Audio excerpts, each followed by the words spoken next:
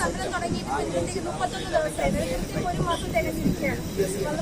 നിരാഹാര സമരം തുടങ്ങിയിട്ട് 7 ദിവസമായി. അച്ഛൻ്റെ ആരോഗ്യം വളരെ മോശമായിട്ട് വരികയാണ്. അപ്പൊ നമുക്ക് സർക്കാർ പറയുന്നത് 2 മാസം കാലാവധി തരണമെന്നാണ്, പഴയ വിഷയമാണ്. അത്തരത്തിൽ 2 മാസം കാലാവധി ഞങ്ങൾ എന്തുറപ്പിന്റെ പേരിലാണ് നൽകേണ്ടത്? എന്റെ രേഖാമൂലം ഈ 2 മാസം കഴിഞ്ഞ് ഞങ്ങൾ വീണ്ടും ഇതേ ചെരുവിലേക്ക് മടങ്ങി എത്തേണ്ട ഒരു സാഹചര്യം ഉണ്ടാവരുത്. പണ്ട് ബ്രിട്ടീഷുകാർ നമ്മൾ നിരാഹാര സമരം നടന്നപ്പോൾ അവര് ഇന്ത്യൻ ജനതയ്ക്ക് നൽകിയ പരിഗണന പോലും ഞങ്ങൾ പഠിച്ചു നേടിയ റാങ്കിന് ഞങ്ങളുടെ സർക്കാരും ഈ സിസ്റ്റം ഞങ്ങൾക്ക് തരുന്നില്ല. അതെന്തുകൊണ്ടല്ല ഞങ്ങൾ ഇന്ത്യൻ പൗരന്മാരായി പരിഗണിക്കാത്തത് കൊണ്ടാണോ? അത് ഞങ്ങൾ പഠിച്ചു നേടിയത് ഇങ്ങനെ തെരുവിൽ വന്ന് കിടക്കാനായിരുന്നു എന്നാണ് ഇവർ പറഞ്ഞു വെക്കുന്നത്. അതാണ് ഞങ്ങൾക്ക് മനസ്സിലാവാത്തത്. ഞങ്ങൾ പോകാൻ തയ്യാറാണ്, പക്ഷെ ഞങ്ങൾക്ക് അതിനൊരു ഉറപ്പ് വേണം. ഞങ്ങൾ ഇനി ഒരിക്കലും തിരിച്ച് ഈ തെരുവിലേക്ക് ജോലി കഴിയുമെന്ന് ആവശ്യപ്പെട്ട് സർക്കാരിന്റെ മുന്നിൽ ഇങ്ങനെ വന്നു വിളിക്കേണ്ട അവസ്ഥ വരില്ല എന്ന് ഞങ്ങൾക്ക് സർക്കാരിന് കൃത്യം ഒരു ഉറപ്പ് തന്നാൽ ഞങ്ങൾ മടങ്ങി പോകാൻ തയ്യാറാണ്.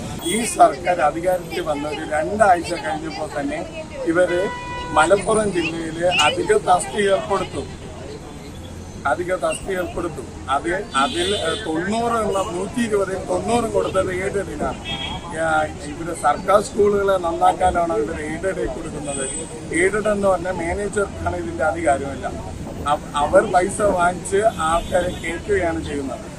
അതിനൊരു കാരണം നമ്മൾ പറയുന്നത് നമ്മളെപ്പോലുള്ള അധ്യാപകർ മെരിറ്റിലാണ് വരുന്നത്. കാരണം നമുക്ക് 50-60 ലക്ഷം രൂപ കൊടുക്കാനില്ലാതെ നമ്മൾ 4-5 കൊല്ലം ഇതിന് വേണ്ടി കഷ്ടപ്പെട്ട് വരുന്നവരെ പരിഗണിച്ചിട്ട് അവരെ പരിഗണിക്കുന്നുണ്ടെന്ന് നമ്മൾ പറയുന്നില്ല, പൈസ ഉള്ളവരെയും പരിഗണിച്ചില്ലെന്ന് പറയുന്നില്ല. പക്ഷേ നമ്മളെപ്പോലും മെരിറ്റിൽ വന്നവരെയും കൂടെ ഇത്തിരി പരിഗണിക്കണം.